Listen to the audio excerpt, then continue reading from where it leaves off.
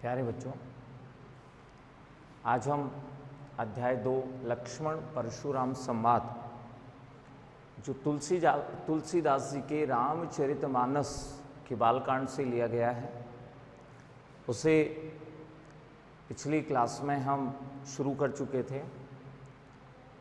उस सीता का स्वयंवर जहाँ हो रहा था, वहाँ शिव के धनुष को राम द्वारा तोड़ने के बाद परशुराम जी ने जब सुना तो क्रोधित होकर के वहाँ आ गए थे।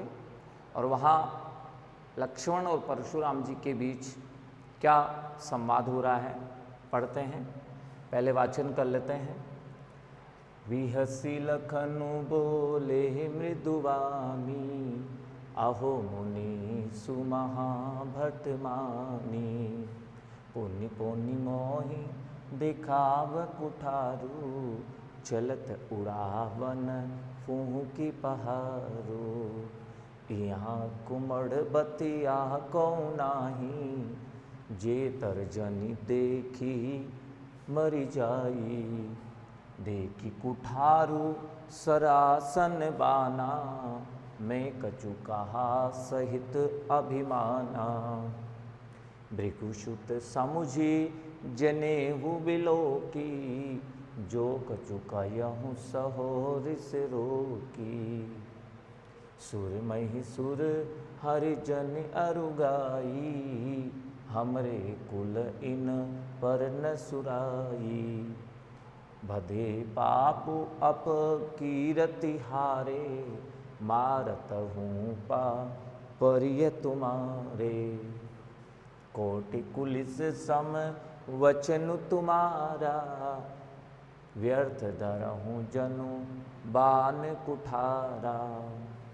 जो बिलो की अनुचित कहूँ, क्षमऊ महामुनि धीर। सुन सरोस भृगुवंश मनि, बोले गिरा गंभीर। कौशिक सुनहु मंद यहु बालकु, कुटिल काल बस निज कुल घालकु। भानुवंश राकेश कलंकु, निपट निरंकुश अबुध अशंकु। काल कवलु हो यही छन माही, कहो पुकारी खोरी मोहि नाही। तुम्हें हटकाऊँ जो चयहूँ उबारा, कहीं प्रताप बलु रोष हमारा। लखन कहूँ मुनि सुजसु तुम्हारा, तुम्हें अछत को बर नहीं पारा। अपने मोह तुम आपन करनी, बार अनेक भांति बहुवर्णी। नहीं संतोषित पुनि कछु कहूँ, जनि ऋषि रोगी दुसह दुख सहूँ। वीर व्रति तुम धीर अछूबा, गारी देत न पावहु शोभा। सूर समर करनी करही, कहीं न जनावही आप। विद्यमान रन पाय रिपु, कायर कतहि प्रताप। ये हमने वाचन किया है, भावार्थ करते हैं। विहसु, विहसी यानी हंसकर, हंसते हुए। लखनु यानी लक्ष्मण। बानी यानी वाणी। परशुराम की जो बातें हो चुकी थी, उन्हें सुनने के बाद लक्ष्मण हंसते हुए मृदु वाणी में, मधुर वाणी में बोलने लगे। लक्ष्मण अब हंसते हुए मधुर वाणी में बोलने लगे। अहो ओहो, मुनीषु, यहाँ मुनीषु परशुराम के लिए आया है। हे मुनि, हे परशुराम जी, महाभट मानी। महा यानी महान और भट यानी योद्धा। मानी यानी मान रहे हो। हे मुनि, आप अपने आप को एक महान योद्धा मानते हो। पुनि पुनि मोही दिखाव खुटारू, और पुनि पुनि यानी बार बार,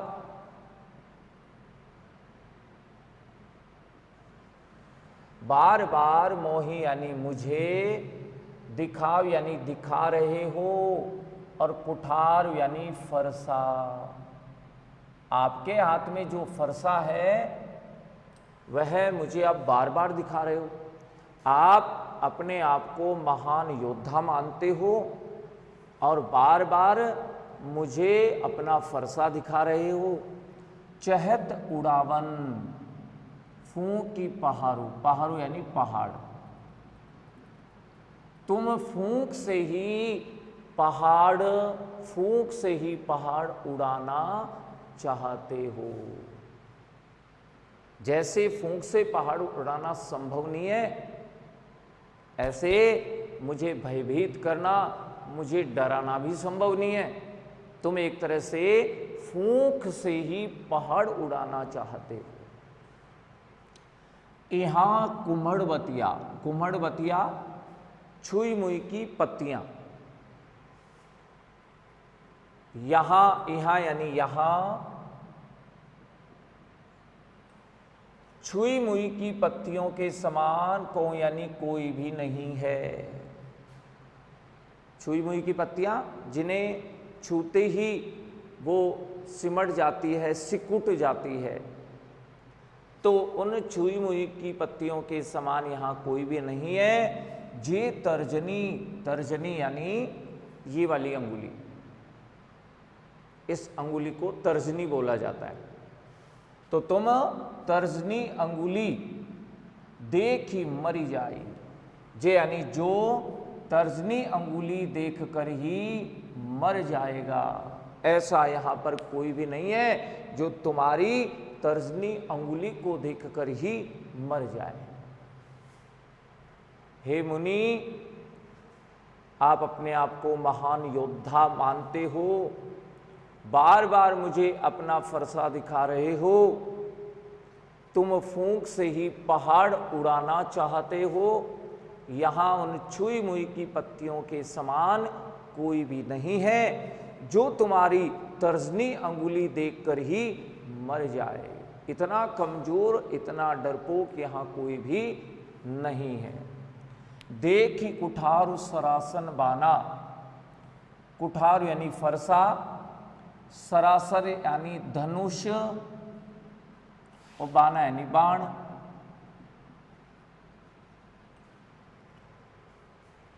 तुम्हारे पास मैंने फरसा, धनुष, बाण ये सब देखी यानी देखकर।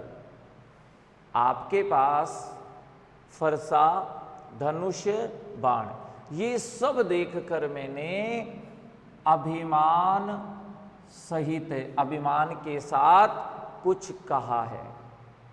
आपके साथ मैंने ये सब चीजें देखी है, इसीलिए मैंने अभिमान के साथ, अभिमान पूर्वक मैंने कुछ बातें आपको कह दी है। भृगुसुत, हे भृगु के पुत्र, हे भृगु के पुत्र, यहां भृगु के पुत्र हैं परशुराम जी। इनके पिता का नाम भृगु है, तो भृगु के सुत हैं परशुराम जी। भृगुसुत समुजी, भृगु के पुत्र समझकर जनेऊ विलोकी, और आपके जनेऊ देखकर, आपने जो यज्ञोपवीत पहन रखी है ना, उसको देखकर, भृगु का सुत पुत्र समझकर, और आपके जो जनेऊ धारण कर रखी है उसे देखकर, जो कछु कहू, जो कुछ भी आपने कहा, सहो ऋष रोकी, ऋष यानी क्रोध, अपने क्रोध को रोककर सहो यानी सहन किया है। लक्ष्मण कह रहे हैं कि भृगु के पुत्र समझकर और आपके द्वारा जो जनेऊ धारण की गई है, इस जनेऊ को देखकर ही आपने जो कुछ भी कहा है उसे मैंने अपने क्रोध को रोक करके अब तक सहन किया है। सुर देवता, महिषुर ब्राह्मण, हरिजन भगवान के भक्त, अरु यानी और, गाय यानी गाय।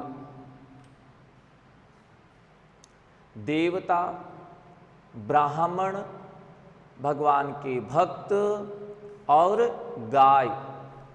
हमरे कुल, हमारा कुल या हमारा वंश, हमारा वंश इन पर, इन्हें यानी इन पर न सुराई, सुराई यानी वीरता या पराक्रम,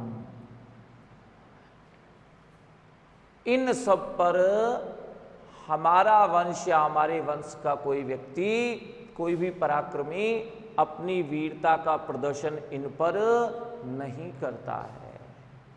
देवता, ब्राह्मण,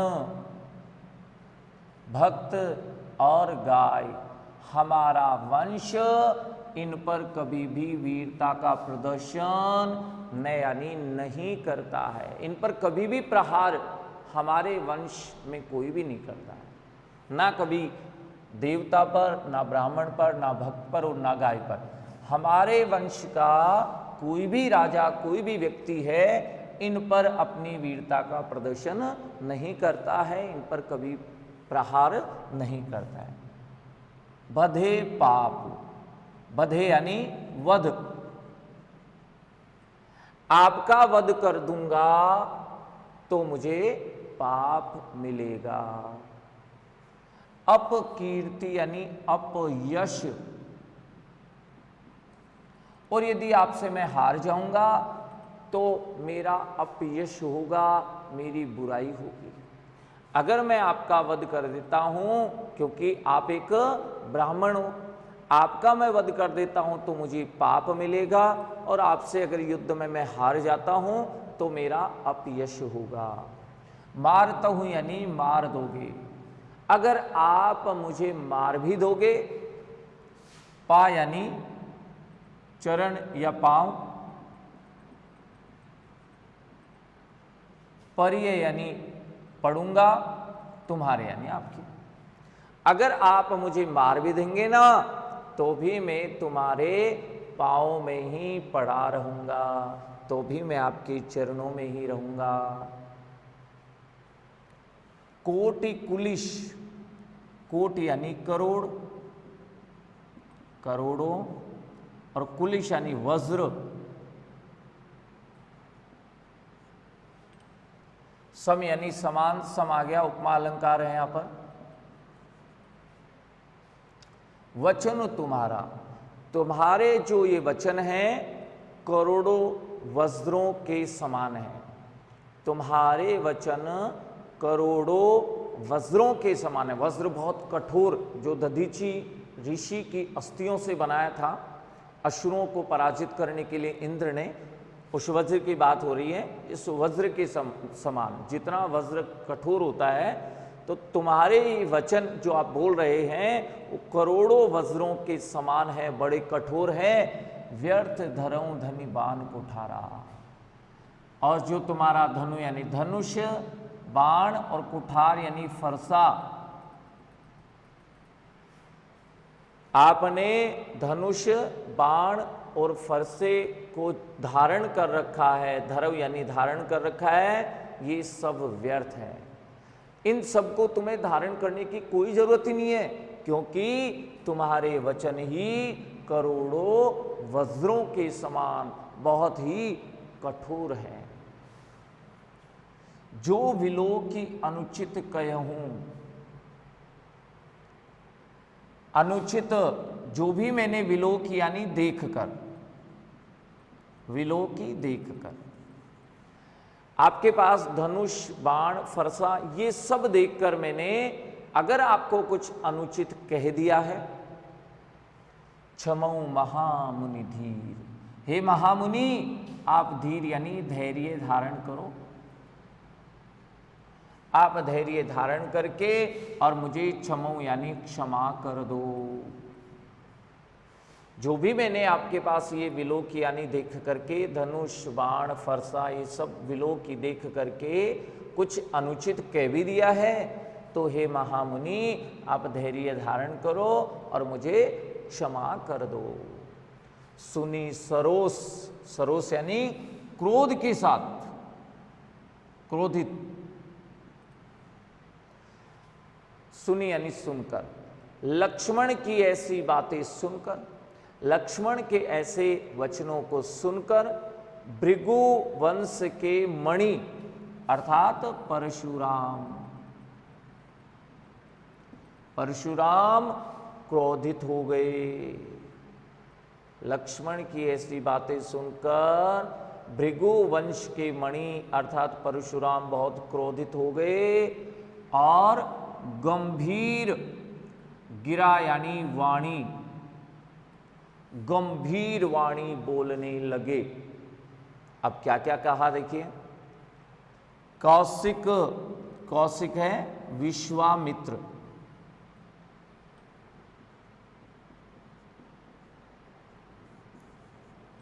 विश्वामित्र जी को कह रहे हैं कि हे विश्वामित्र जी सुनो, सुनो।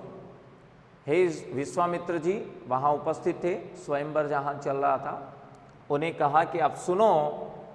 मंद यहू बालकू, ये जो बालक है लक्ष्मण के लिए कहा जा रहा है, ये यहू यानी यह, बालक यानी बालक, मंद यानी मूर्ख है, मंद मूर्ख है, यह बालक मूर्ख है। कुटिल काल वश यानी काल के वश में होकर, कुटिल, काल को कुटिल कहा है, कुटिल काल के वश में होकर निज कुल, अपने ही कुल का घालक यानी विनाश कर रहा है, अपने ही कुल का, अपने ही वंश का ये विनाश कर रहा है। भानु वंश, भानु यानी सूर्य, वंश यानी वंश अर्थात सूर्य वंश, ये सूर्यवंशी राजा थे, इसलिए कहा गया है कि सूर्य वंश जो आपका वंश है, जो राम और लक्ष्मण का वंश है, सूर्य वंश है, कि सूर्य वंश का होकर भी राकेश यानी चंद्रमा के समान, कलंक यानी कलंकित है। राकेश यानी चंद्रमा, जैसे चंद्रमा पर धब्बे हैं, चंद्रमा कलंकित है, काले काले उस पे धब्बे हैं, तो सूर्य वंश में होकर भी चंद्रमा के समान यह कलंकित है। निपट बिल्कुल ही निरंकुश,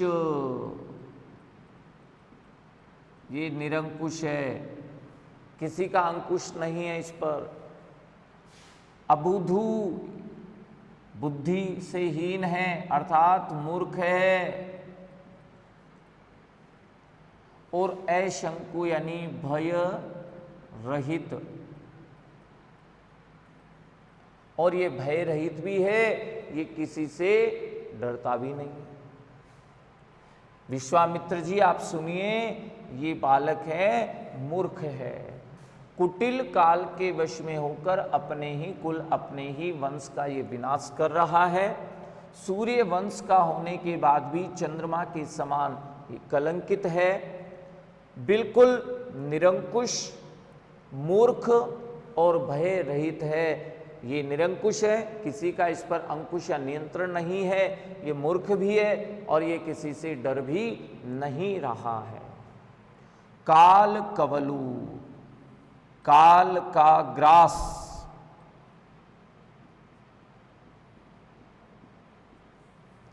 काल का ग्रास हो, यही होने में, क्षण यानी क्षण, माही यानी ये क्षण भर में ही, क्षण भर में ही काल का ग्रास हो, यही हो जाएगा, काल का ग्रास बन जाएगा। थोड़े ही क्षण में, क्षण भर में ही इसकी मृत्यु भी हो सकती है। तो क्षण भर में ही यह काल का ग्रास हो जाएगा, बन जाएगा। कहो पुकारी, मैं पुकार करके, सभी को पुकार करके, कहो यानी कह रहा हूं, खोरी यानी दोष, मोही यानी मेरा, नाही यानी नहीं, इसमें मेरा कोई भी दोष नहीं है। मैं सभी को पुकार करके कह रहा हूं कि इसमें मेरा कोई भी दोष नहीं है, ये क्षण भर में ही काल का ग्रास बन जाएगा। तुम हटकऊं जो चहऊं उबारा, विश्वामित्र जी से कह रहे हैं कि हटकऊं यानी रोकना,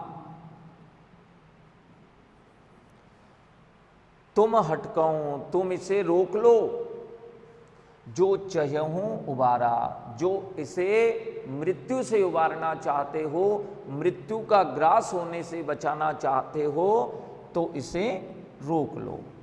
कही प्रताप बल रोष हमारा, और मेरे प्रताप, बल और क्रोध के बारे में इसे कहो, बता दो। मेरे प्रताप, पराक्रम, बल और मेरे क्रोध के बारे में इसे कह दो, बता दो, और इसे रोक लो। यदि तुम इसे उबारना चाहते हो, यदि तुम इसे मृत्यु से बचाना चाहते हो, तो इसे रोक लो और मेरे पराक्रम, बल और क्रोध के बारे में इसे कह दो या बता दो। लखन कहूं, अब लक्ष्मण कहने लग गए। लखन यानी लक्ष्मण, कहूं यानी कहने लगे। मुनि सुजसु तुम्हारा, हे मुनि, सुजसु यानी सुयश, तुम्हारा सुयश है, तुम ही अक्षत को बरने पारा। तुम ही यानी तुम्हारे, अक्षत यानी अलावा, अतिरिक्त, तुम्हारे अतिरिक्त कोई भी इसका वर्णे यानी वर्णन कौन करेगा? को यानी कौन कर सकता है? हे मुनि, तुम्हारे यश का वर्णन तुम्हारे अलावा कौन कर पाएगा, कौन कर सकता है? तुम्हारा सुयश का वर्णन तुम ही कर रहे हो, तुम्हारे अलावा तुम्हारे सुयश का वर्णन कौन कर पाएगा? अर्थात कोई नहीं कर सकता है। तुम खुद ही अपने ही मुंह से अपना सुयश बता रहे हो। अपने मुंह तुम अपनी करनी, अपने ही मुख से तुम अपनी करनी बता रहे हो। बार अनेक, अनेक बार, भांति अनेक प्रकार से, बहु वर्णी, बहुत बार वर्णन कर रहे हो। अनेक बार और अनेक प्रकार से बहुत बार तुम अपनी करनी का वर्णन अपने ही मुख से कर रहे हो। वर्णी का अर्थ भी है वर्णन। तुम अपने ही मुख से अपनी करनी का वर्णन कर रहे हो, अनेक बार, अनेक प्रकार से और बार बार अपना वर्णन कर रहे हो। नहीं संतोष त पुनि कछु कहूं, अगर आपको संतोष नहीं है, आपको संतोष नहीं है, आप धैर्य नहीं धारण कर पा रहे हैं, त पुनि, पुनि यानी पुनः, दोबारा, कछु कहूं तो पुनः आप कुछ कह दो। अभी भी यदि आपको संतोष नहीं है तो फिर से आप कुछ कह दो। जनि ऋष रोक दुसह दुख सहूं, ऋष यानी क्रोध को, रोक यानी रोक कर, दुसह यानी असहनीय, दुसह यानी असहनीय, दुख को सहूं यानी सहन करना। हे मुनि, असहनीय दुख को सहन करके और अपने क्रोध को तुम रोक सकते हो, रोक रहे हो, और यदि तुमसे ऐसा नहीं होता है, नहीं रोक पा रहे हो, नहीं सहन कर पा रहे हो, तो फिर कुछ और कह दो। भाई इतनी बातें आपने कही है, और यदि आप अपने उस क्रोध को रोक नहीं पा रहे हैं और अपने असहनीय दुख को आप सहन नहीं कर पा रहे हो, या आपको ये सब कुछ सहन करना पड़ रहा है, तो मुझे फिर से कुछ कह दो, और कुछ कह दो। वीर वृत्ति, तुम वीर व्रती हो, वीर व्रत का पालन करने वाले हो, तुम धीर धैर्यवान हो, और अक्षोभा, अक्षोभा यानी किसी से नहीं डरने वाले हो। गाली देत न पावों शोभा, और गाली देते हुए आप शोभा नहीं पा रहे हो, गाली देते हुए आपको शोभा नहीं मिल रही है, आप अच्छे नहीं लग रहे हो। आप वीर व्रत का पालन करने वाले हो, धैर्य हो, धैर्यशाली हो, और आप किसी से भी डरने वाले नहीं हो। इसलिए आप जैसे व्यक्ति को गाली देते हुए शोभा प्राप्त नहीं हो रही है, आपको गाली देना शोभा नहीं देता है। सूर समर करनी करही, कहीं न जना वही आप। सूर यानी सूरवीर, शूरवीर, समर यानी संग्राम, युद्ध भूमि। शूरवीर जो भी समर या संग्राम में युद्ध भूमि पर जो कुछ भी करते हैं, कहीं न जना वही आप यानी स्वयं, वे स्वयं इसे जनाते नहीं है, स्वयं उसे कहते नहीं है। शूरवीर जो भी अपने संग्राम में या युद्ध क्षेत्र पर जो भी करनी करते हैं, जो भी करते हैं, जैसा भी पराक्रम दिखाते हैं, वे स्वयं कभी उसे जनाते नहीं है, स्वयं उस पराक्रम को कभी कहते नहीं है। विद्यमान रन पाई रिपु, रन यानी युद्ध भूमि, और रिपु यानी शत्रु।